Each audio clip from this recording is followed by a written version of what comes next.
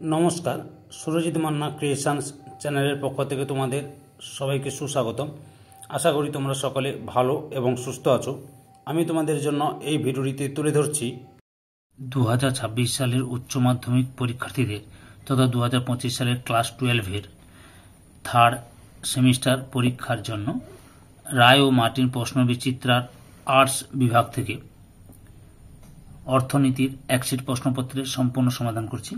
তার আগে তোমাদের কাছে অনুরোধ, তোমরা ভিডিওটি না টেনে পুরোটা দেখো। ভিডিওটি কেমন লাগলো কমেন্ট করে জানিও, ভিডিওটিতে লাইক দাও এবং শেয়ার করো, এবং চ্যানেলে নতুন হলে চ্যানেলটিকে সাবস্ক্রাইব করে চ্যানেলের সঙ্গে যুক্ত হয়ে যাও, কারণ তোমরা আমার এই চ্যানেলের মাধ্যমে ক্লাস 12-এর থার্ড সেমিস্টার পরীক্ষা 2025-এর জন্য যে সমস্ত বিষয়ের সমাধান হবে রায় ও মার্টিন প্রশ্নবিচিত্রা থেকে, সেই বিষয়গুলি হলো বাংলা, ইতিহাস, ভূগোল, রাষ্ট্রবিজ্ঞান, শিক্ষাবিজ্ঞান, পরিবেশবিদ্যা, দর্শন, পুষ্টিবিদ্যা এবং অর্থনীতি। এই ভিডিওতে অর্থনীতি থেকে একশিট প্রশ্নপত্রের সম্পূর্ণ সমাধান করছি। তোমরা পুরো ভিডিওটি লক্ষ্য করো। 679 নম্বর পেজের model question paper 2 Madhyamgram high school, এই স্কুলের প্রশ্নপত্রের সেটটি সম্পূর্ণ সমাধান করছি। এর আগে 1 নম্বর মডেল সেটটি আলোচনা করে দিয়েছি। তোমরা ওই ভিডিওটি দেখতে চাইলে আমার চ্যানেলের প্লে লিস্টে গিয়ে দেখে নাও, না হলে এই ভিডিও ডিসক্রিপশনে তার লিঙ্ক দেওয়া আছে, ওখানে ক্লিক করে দেখে নিতে পারো। আলোচনা শুরু করছি। প্রথম প্রশ্ন, আয়ের বৃত্ত স্রোতে আয় একটি ড্যাশ ধারণা। অপশান এতে প্রবাহের। পরের প্রশ্ন, নিম্নলিখিত কোনটি জাতীয় আয়ের অন্তর্গত নয়? অপশান বিতে বেকার ভাতা। পরের প্রশ্ন, সত্য মিথ্যা নির্বাচন করো। বিবৃতি 1, আয় শুমারি পদ্ধতিতে উৎপাদনের উপাদানগুলির পাওনার সমষ্টি হল জাতীয় আয়। বিবৃতি 2, মূলধনী লাভ জাতীয় আয়ের অংশ।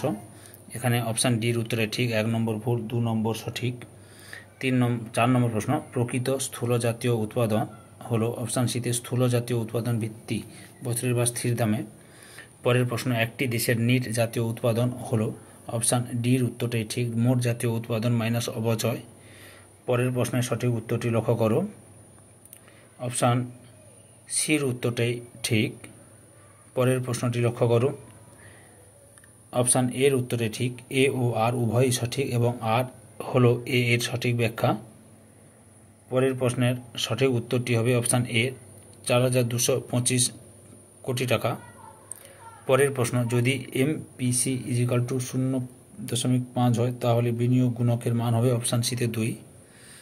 পরের প্রশ্ন, কেইনসের মতে সমাজের মোট বিনিয়োগ দুটি বিষয়ের উপর নির্ভরশীল, একটি হলো মূলধনের প্রান্তিক দক্ষতা এবং অপরটি হলো অপশান বিতে সুদের হার। পরের প্রশ্ন, যদি MPC = 2/3 হয় এবং স্বয়ংভূত বিনিয়োগ 100 টাকা বাড়ে তাহলে আয় বাড়বে ড্যাশ টাকা, অপশান এতে 300 টাকা। পরের প্রশ্ন, প্রদত্ত চিত্রটি থেকে বোঝা যায় গড় ভোগ প্রবণতার মান আয় বৃদ্ধির সঙ্গে সঙ্গে অপশান বিতে কমে। পরের প্রশ্ন, ভোগ ব্যয়ের সঙ্গে সম্পদের সম্পর্ক ড্যাশ প্রভাব নামে পরিচিত, অপশান সিতে পিগু। পরের প্রশ্ন, দেশে পূর্ণ নিয়োগ না হওয়া অবস্থায় মজুরির হার বাড়ার ফলে যে মুদ্রাস্ফীতি দেখা যায় তাকে বলে ড্যাশ মুদ্রাস্ফীতি, অপশান বি ব্যয় বৃদ্ধিজনিত। পরের প্রশ্ন, যদি দেশের সরকার 150 টাকা ব্যয় বৃদ্ধি করে এবং এর জন্য 70 টাকা কর রাজস্ব বৃদ্ধি করেন এবং প্রান্তিক ভোগ প্রবণতার মান 3/5 নির্ধারণ করেন তাহলে আয় বাড়বে অপশান বিতে 270 টাকা। পরের প্রশ্ন, কেইনসের মতে সমাজের বিনিয়োগ দুটি বিষয়ের উপর নির্ভরশীল, একটি হলো সুদের হার ও অপরটি হলো ড্যাশ, অপশান সিতে মূলধনের প্রান্তিক দক্ষতা। 17 নম্বর প্রশ্ন, বিবৃতি এ, মুদ্রাস্ফীতির বিচারে স্থির বিনিময় হারই শ্রেষ্ঠ, কারণ আর লেনদেনের ব্যালেন্সে ঘাটতি হলেও স্থির বিনিময় হারে মুদ্রার অবমূল্যায়ন স্থায়ী হয় না। সঠিক উত্তরটি হলো অপশান এতে এ ও আর উভয়ই সঠিক এবং আর হলো এ এর সঠিক ব্যাখ্যা। পরের প্রশ্ন, লেনদেনের ব্যালেন্সের ভারসাম্য বা ঘাটতি বা উদ্বৃত্ত বিচার করতে ড্যাশ পাওনা ও ড্যাশ দেনা এই দুইকে ধরা হয়, অপশান বিতে স্বয়ংভূত ও স্বয়ংভূত। তারপরের প্রশ্ন, নিচের অনুচ্ছেদটি পড়ো এবং উত্তর দাও। সঠিক উত্তর হবে অপশান সিতে -100। পরের প্রশ্ন, যে বিনিময় হার সোনার মাধ্যমে স্থির হয় তা হলো অপশান সিতে স্থির বিনিময় হার। পরের প্রশ্ন, ঔপনিবেশ স্থাপনের উদ্দেশ্য হলো অপশান ডিতে উপরের সবকটি। পরের প্রশ্ন, সঠিক উত্তরটি হলো অপশান এতে 1 নম্বর ও 2 নম্বর উভয়ই সঠিক। পরের প্রশ্ন, ভারতের ঔপনিবেশিকতাবাদের সময় সবচেয়ে বেশি স্থূল আভ্যন্তরীণ উৎপাদন আসত ড্যাশ থেকে, অপশান এতে কৃষি থেকে। পরের প্রশ্ন, ঔপনিবেশিকতাবাদের ফলে যে সুযোগগুলির সৃষ্টি হয় তা হলো ঔপনিবেশে, অপশান ডিতে উপরের সবকটি। পরের প্রশ্নের সঠিক উত্তরটি হলো অপশান সিতে 1 নম্বর সঠিক ও 2 নম্বর ভুল।